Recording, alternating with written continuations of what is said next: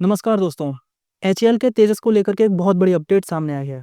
यहाँ एचएएल के सीएमडी यानी chairman and managing director DK Sunil ने कंफर्म किया है कि इंडियन एयरफोर्स के लिए बनाए गए 6 तेजस MK-1A fighter jets completely ready हैं। लेकिन दिक्कत यह है कि इन जेट्स के लिए जो इंजन चाहिए वो अभी तक आए नहीं हैं।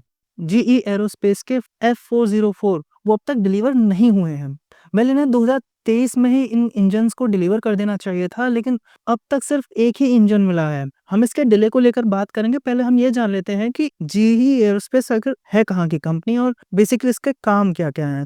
तो जीई एरोस्पेस एक अमेरिकन एरोस्पेस कंपनी है जो एयरक्राफ्ट इंजन सिस्टम और सर्विस तैयार करती है कमर्शियल प्लेन्स के लिए और खासकर मिलिट्री जेट्स के लिए। ये कंपनी जनरल इलेक्ट्रिक की एक सब्सिडियरी थी जो 2024 में इसने अपने आप को अलग कर लिया और इंडिपेंडेंट कंपनी के रूप में तैयार हो गई। उसका कोर काम बेसिकली यही है, जेट इंजन को डिजाइन करना, उसका डेवलपमेंट और मैन्युफैक्चरिंग करना। साथ ही इंजन के मेंटेनेंस, रिपेयर और ओवरहॉल सर्विसेज पर फोकस करती है। इसके अलावा एयरक्राफ्ट सिस्टम्स जैसे एवियोनिक्स हो गया, डिजिटल सॉल्यूशंस हो गए और सेंसर्स पर भी वर्क करती है। तो अभी हम ये जान लेते हैं आखिर इतना डिले हुआ कैसे। तो इसके रीजंस बताए जा रहे हैं। सबसे पहले तो पैंडेमिक के बाद से इनका जो प्रोडक्शन था वो काफी स्लो हो गया। उसके अलावा जो वहाँ के जो सीनियर इंजीनियर्स थे उन्होंने रिजाइन कर दिया, इस वजह से भी काफी डिले हुआ। सप्लाई चेन में बॉटलनेक्स आ गए थे, जिस वजह से ये इंजन्स F404 इंजन्स यहाँ डिलीवर नहीं हो पाए और इसी वजह से तेजस MK-1A जेट्स की डिलीवरी शेड्यूल पूरी तरह से डिले हो गई। अभी जी एरोस्पेस के सारे प्रॉब्लम्स का सॉल्यूशन निकाल लिया गया है और अब धीरे-धीरे वो डिलीवर करेगी। और डीके सुनील ने ये भी बताया कि जो एयरक्राफ्ट्स थे उन्होंने टाइम पे बना दिए थे। आज की डेट में 6 जेट्स रेडी हैं लेकिन इंजन्स नहीं आए हैं, इस वजह से काफ़ी डिले हो रहा है। एचएएल और जीई एरोस्पेस ने अब टेक्निकल इश्यूज सॉल्व कर लिए हैं और यह कहा जा रहा है कि मार्च 2026 तक 12 इंजन आ जाएंगे। इसके अलावा एचएएल का प्लान है नेक्स्ट ईयर 16 और जेट बनाने का, लेकिन ये तभी हो पाएगा जब इंजन सप्लाई रेगुलर रहेगा।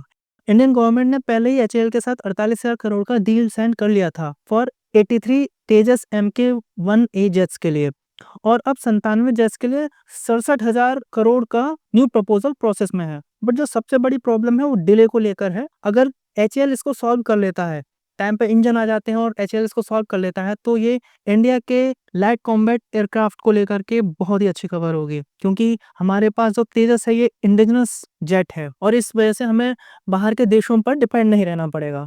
और ये जो जेट्स हैं ये रिप्लेस करेंगे पुराने MiG-21 फाइटर जेट्स को, जैसे इंडियन एयरफोर्स के स्क्वाड्रॉन्स की स्ट्रेंथ वापस बढ़ सके। अभी हम तेजस के MK-1A के बारे में थोड़ा जान लेते हैं।